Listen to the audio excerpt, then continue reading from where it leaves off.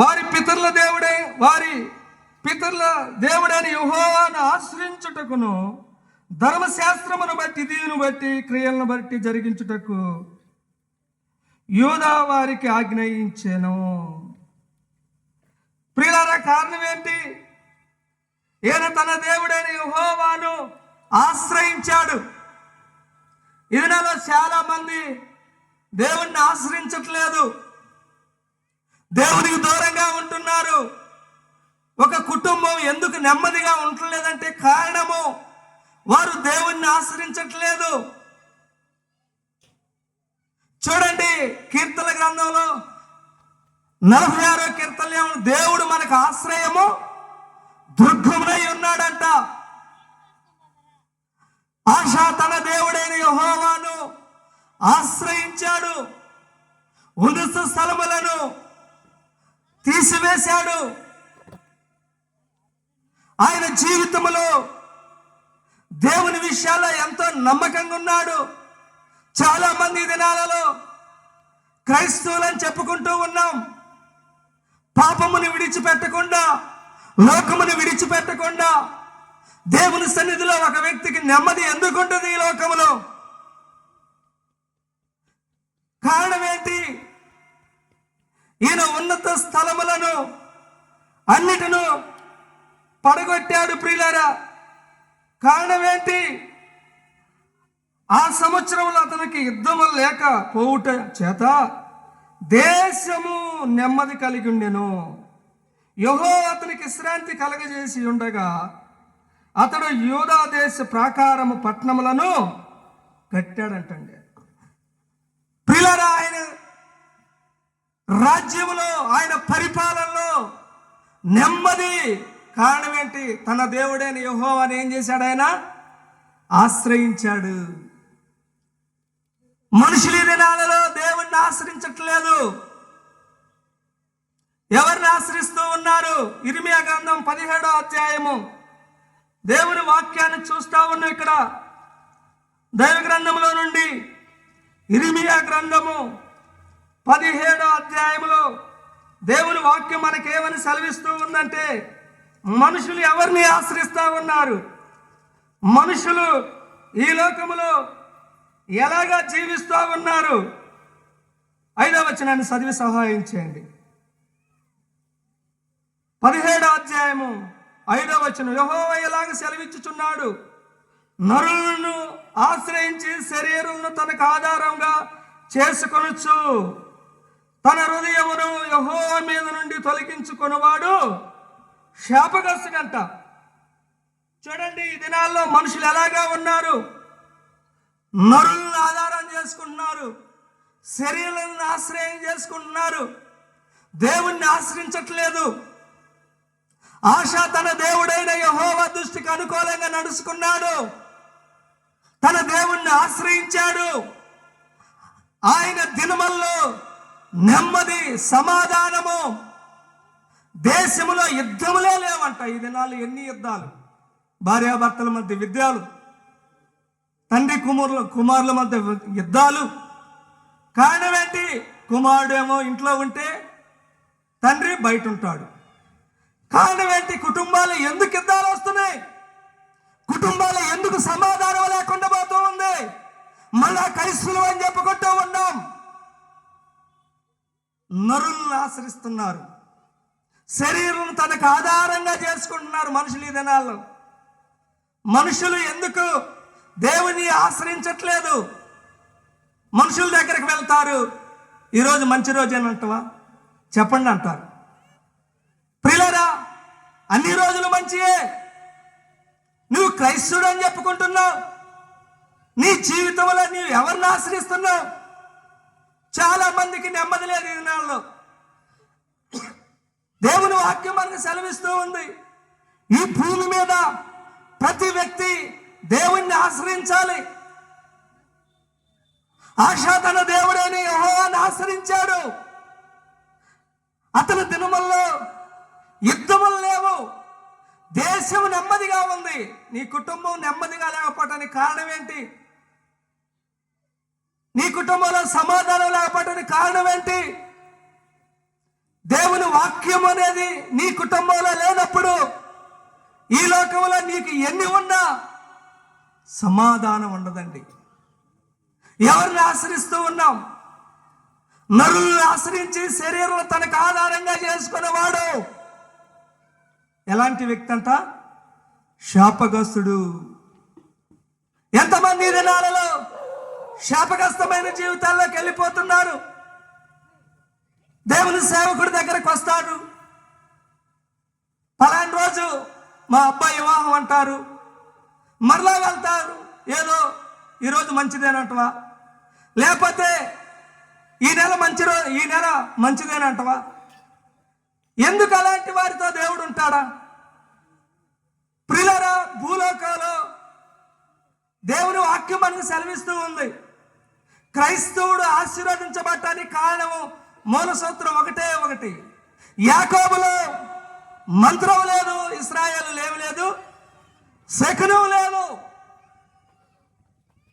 మనుషులు ఎలాంటి స్థితిలో ఉన్నారు? ఎందుకు నెమ్మది లేకుండా ఉన్నది? ఇల్లు కట్టుకుంటే ఇంట్లో నెమ్మది ఉండదు. వాసులు చూపిస్తారు. ఏమండి, ఏదో ఎవరో ఒకళ్ళు వస్తారు, ఈ కిటికీ బాగలేదు, ఇది పెట్టాలంటారు, లేకపోతే ఈ దర్వాజా ఈ మూలలో అంటారు. ప్రియులారా, ఇలాగా మనుషులు శరీరం ఆధారంగా చేసుకుంటున్నారు. దానివల్ల వారి కుటుంబం శాపానికి గురైపోతుంది. ఎందుకు మనుషుల ఆర్థిక పరిస్థితుల్లోకి వెళ్ళిపోతుంది? దేశం అంటే నిర్మాణాలు, కట్టడాలు, కట్టినటువంటి వాటిని పడగొట్టడం, మరలా కట్టడము, ఇలాంటి పరిస్థితుల్లో వ్యవస్థ ఏమైపోతుందంటే నష్టంలోకి వెళ్ళిపోతూ ఉన్నది. ఈ రాత్రి దేవుని వాక్యం అంతా మాట్లాడుతూ ఉన్నది. మనుషులు ఎవరిని ఆశ్రయిస్తున్నారు? సేవకుని మాట వింటున్నారా? ఈ భూలోకంలో ఒక వ్యక్తికి దీవెన రావాలంటే అబ్రహాముతో దేవుడు చెప్పాడు, అబ్రహాము, నేను నిన్ను ఆశీర్వదించాలంటే నేను చెప్పిన స్థలానికి నీ వెళ్ళు. ఎన్నడూ అబ్రహాము దేవుని మాటకు ఎదురు చెప్పలేదు. దేవుడు చెప్పిన మాట విన్నాడు. ఎన్నడూ కూడా దేవుని మాటను ఉల్లంఘించలా. ఇది నాలో మనుషులు వాళ్ళ మీదే వాళ్ళకి నమ్మకం ఉండదు, వాళ్ళ నీడ వాళ్ళే నమ్మరు మనుషులు. ఇలాంటి పరిస్థితుల్లో ఒక వ్యక్తికి ఎందుకు ఆశీర్వాదం వస్తూ ఉంది? అందుకనే ప్రియులారా, దేశం నెమ్మదిగా ఉందంట ఆశాకాలంలో. కారణం ఏంటి? నీ కుటుంబం ఎందుకు నెమ్మది లేకుండా పోతూ ఉంది? జీవితాల్లో ఎందుకు సమాధానం లేకుండా పోతుంది? దేవుని వాక్యం సెలవిస్తుంది, ఉన్నత స్థలములను, ప్రతిమలను, సూర్యదేవ స్తంభములను పడగొట్టాడు, తీసివేశాడు. తీసివేస్తున్నవా నీ జీవితంలో ఉన్న విగ్రహములను? నీ కుటుంబంలో ఉన్నటువంటి ఆ శాపాన్ని తొలగిస్తున్నవా? ఒకప్పుడు నేను ప్రభువుని తెలుసుకోకముందు, నేను 98లో ప్రభువుని తెలుసుకున్నా. అప్పటి వరకు నా జీవితం అంతా లోకంలో, పాపంలో, సినిమాలు చూసుకుంటూ జీవించినటువంటి, మా ఇంటి నిండా సినిమా వాల్ పోస్టర్లు ఉండేవి. ప్రియులారా, దేవుని వాక్యం ఎప్పుడైతే నా హృదయంలోకి వచ్చిందో, ఎప్పుడైతే దేవుణ్ణి నేను తెలుసుకున్నానో, అవన్నిటిని తీసివేశాను. దేవుని వాక్యం మన కుటుంబంలోకి వచ్చిన తర్వాత మన జీవితం ఆశీర్వాదకరంగా ఉంటుంది. మనుషులు ఏది తీసేసుకోరు, అన్నీ ఉంచుకుంటారు. సాల్మనయ్య గారు ఈ సహవాసంలో వివాహం చేసుకోకుండా సేవ చేశాడు. ఆయన జీవితంలో ఒక విగ్రహం ఉంది. ఏంటి ఆ విగ్రహం అంటే, ఆయన యవ్వన కాలంలో ఏం చేశాడో తెలుసా? ఒక అమ్మాయిని ప్రేమించాడు. అది ఒక విగ్రహంగా మారిపోయింది. దేవుని వాక్యం ఎప్పుడైతే విన్నాడో, తన జీవితంలో ఉన్నటువంటి విగ్రహమును తీసివేసుకున్నాడు. ప్రియులారా, ఈ రాత్రి దేవుని వాక్యం మనతో మాట్లాడుతూ ఉన్నది. మన జీవితంలో, మన కుటుంబంలో ఉన్న శాపం పోవాలంటే, మన కుటుంబంలో ఏలుబడుతున్నటువంటి వాటన్నిటిను నేను తీసివేసుకోవాలి. పెద్ద గృహం కట్టిస్తాం, గృహప్రవేశం చేపిస్తాం, ఇంటి ముందు ఒక వికారమైన బొమ్మ పెట్టుకుంటాం. మరలా ప్రభువు రావాలి ఆ ఇంట్లోకి, అంతేనా?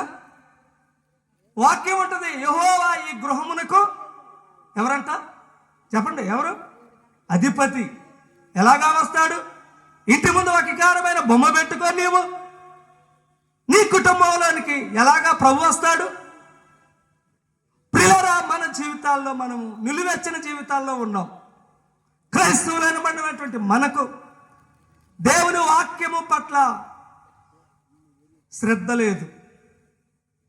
అందుకనే ఆశాకాలంలో దేశం నెమ్మదిగా ఉన్నది, యూదా పాకార పట్టాలన్నింటినీ కట్టాడు, విశ్రాంతి వచ్చింది. ఈ దినాల్లో రాజులకు విశ్రాంతి లేదు. ఇప్పుడు దాకా యుద్ధాలు జరిగినాయి మొన్న ఈ మధ్య. కారణం ఏంటి? ఇప్పుడు జరుగుతూనే ఉన్నాయి.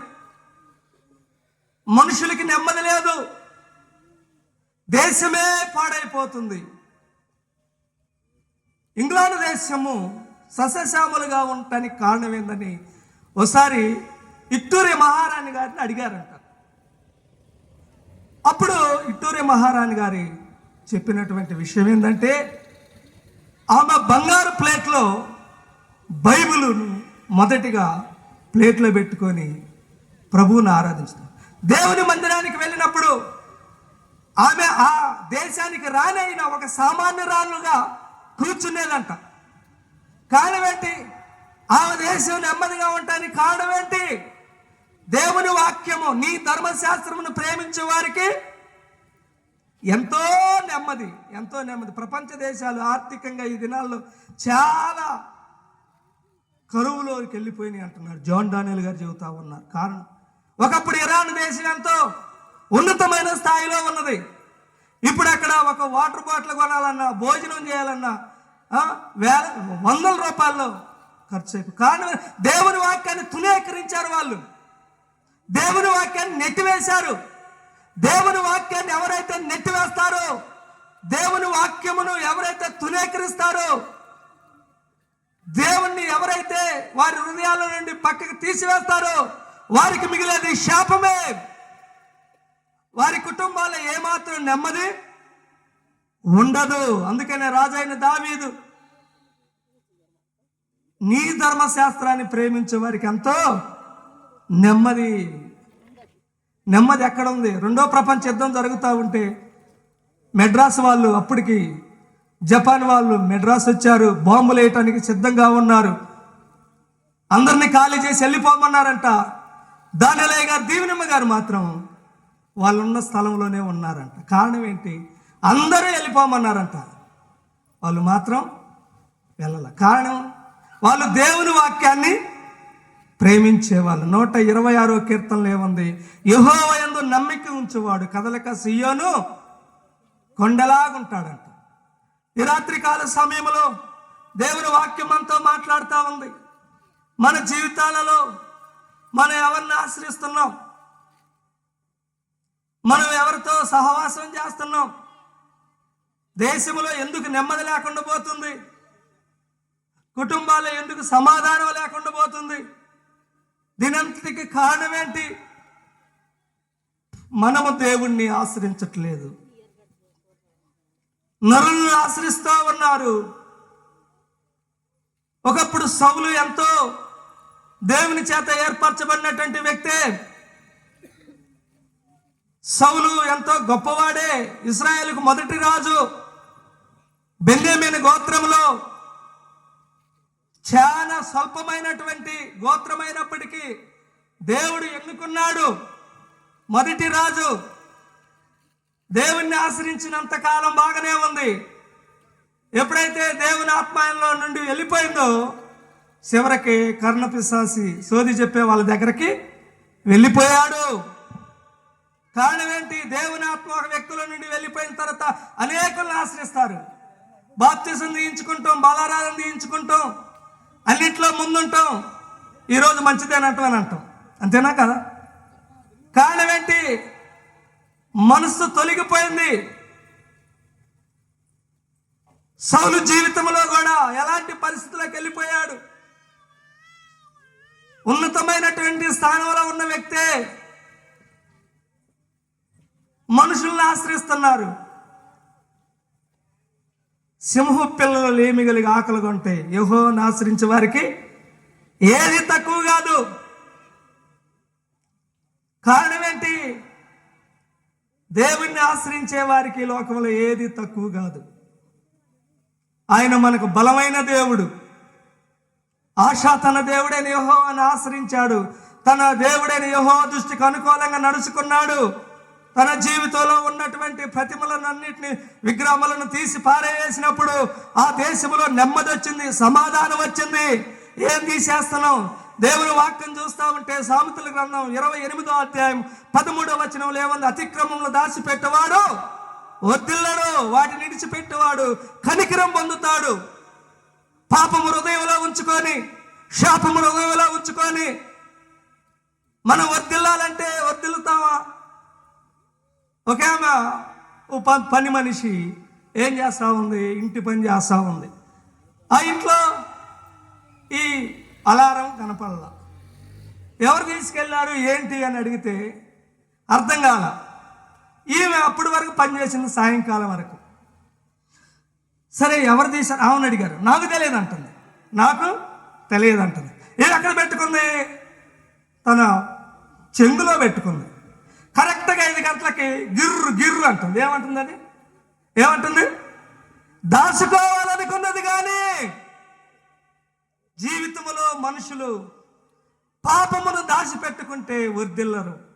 సహవాసములో దానియేలు గారికి ఇచ్చిన వాగ్దానము, ఈ సహవాసం అంటే పాపమును ఒప్పించే సహవాసము, కడిగి శుభ్రం చేసే సహవాసము, పై పై బోధలు చేసి మసి రాసి మాయడు చేసేది కాదు. ఫెలోషిప్ అంటే ఈ రాత్రి దేవుని వాక్యం అంతా మాట్లాడుతూ ఉంది. ప్రేమైన సహోదరులారా, దేవుడు మనకిచ్చిన సమయాన్ని, దేవుడు మనకిచ్చిన తరుణాలను ఎందుకు బాగొట్టుకుంటున్నావు?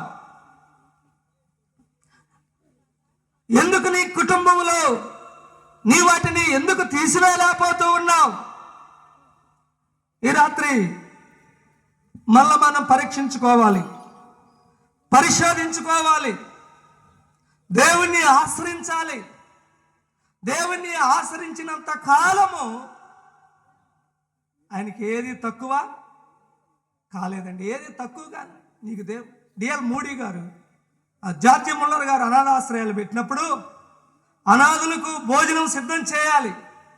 ఎవరిని అడిగేవాడు కాదు. ప్రభువా ఏంటి ఈ అనాథులందరికీ భోజనం ఎలాగా తీసుకురావాలని మోకరించి ప్రార్థన చేస్తూ ఉన్నప్పుడు కరెక్ట్ టయానికి ఎక్కడో ఒక ఫంక్షన్ ఆగిపోయేది. ఈ భోజనం అంతా ఆశ్రయానికి పంపిద్దాం అనుకుంది. దేవుడు మనకి ఏది తక్కువ చేయడు. దేవుడు మన పక్షాన ఉన్నప్పుడు ఆయన నీకు తోడుగా ఉంటాడు. ఈ కూటాలలో నీ పాపం ఒప్పుకోవాలి. నువ్వు ఏది దాచిపెట్టావో ఈ రాత్రి పరీక్షించుకోవాలి. నువ్వు తీసివేసుకోవాల్సినటువంటి ఎన్నో ఉన్నాయి. దేవుని వాక్యము మనకి ఈ రాత్రి సూటిగా మాట్లాడతాము. ఎలాంటి స్థితిలో ఉన్నాం? ఆయన జీవితంలో, ఆయన రాజ్య పాలనలో నెమ్మది పొందాడు. దేవునికి విధేయుడిగా ఉన్నాడు. దేవుని ఆశ్రయించాడు. ఉన్నత స్థలములను తీసివేశాడు, పడగొట్టాడు. ఆ విగ్రహములన్నిటినీ ఎక్కడో వేసేసాడు. ప్రియులరా, ఈ రాత్రి ఏటిని మన హృదయంలో ఉంచుకున్నాం?